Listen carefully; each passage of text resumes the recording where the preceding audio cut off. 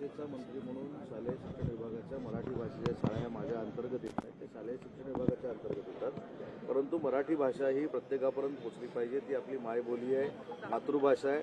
त्याच्या संवर्धनाचं काम मराठी भाषा मंत्रालय करतं आणि आम्ही योग्य त्या दिशेनं आणि योग्य त्या मार्गानं मराठी भाषा मंत्रालय चालवतं, एवढंच मला यामध्ये सांगायचं. पुणे जमीन प्रकरणामध्ये पार्थ पवारांना का वाचवलं जातंय, पोलिसांनी त्यांच्यावरती गुन्हा का दाखल केला नाही, असा सवाल न्यायालयाने केलेला आहे.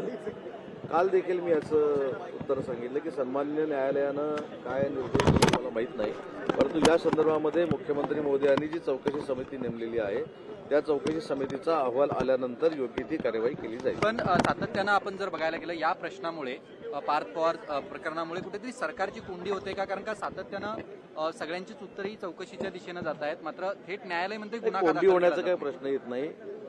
परवाच्या एका प्रसार माध्यमाच्या मुलाखतीमध्ये देखील मुख्यमंत्री महोदयांनी सांगितलेलं आहे की चौकशी झाल्यानंतर याच्यामध्ये जे काही निष्पन्न होईल त्याच्यावर नक्की कारवाई होणार आहे आणि चौकशीची कार्यवाही सुरू आहे.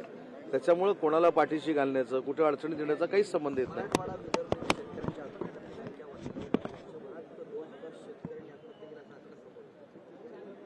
शेतकऱ्यांची आत्महत्या होऊ नये यासाठी सरकार प्रयत्नशील आहे. त्याच्यासाठीच अवकाळी पाऊस असेल, सततचा पाऊस असेल, याच्यासाठी आपण नुकसान भरपाई दिलेली आहे. जी तारीख 31 तारीख दिलेली आहे जूनची कर्जमाफीची, त्या संदर्भात कर्जमाफी ही देखील आत्महत्या रोखण्यासाठी कारणीभूत ठरणार आहे. तेव्हा अनेक उपाययोजना शेतकऱ्यांच्या आत्महत्या होऊ नये यासाठी शासन करतं. शेतकरी सन्मान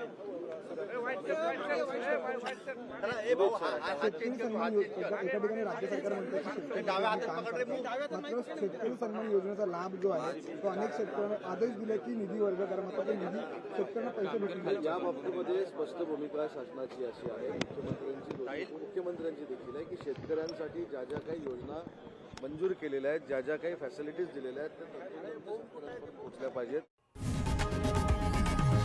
लोकशाही मराठी ऐका, पहा, जागरूक रहा.